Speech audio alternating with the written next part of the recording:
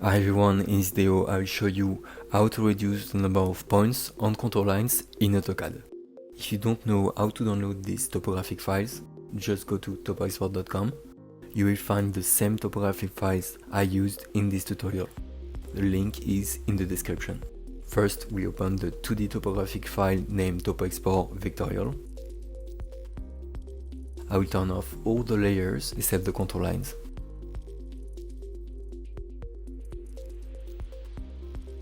Now let's look at the command to reduce the number of control points on a contour line. It's CVREBUILD, type CVREBUILD. To keep a good level of detail, I recommend dividing the number of control points by 2. Now let's turn on the preview. Curve becomes smoother. We lose a bit of detail, but the files get lighter. By pressing enter, I can repeat the action on another contour line.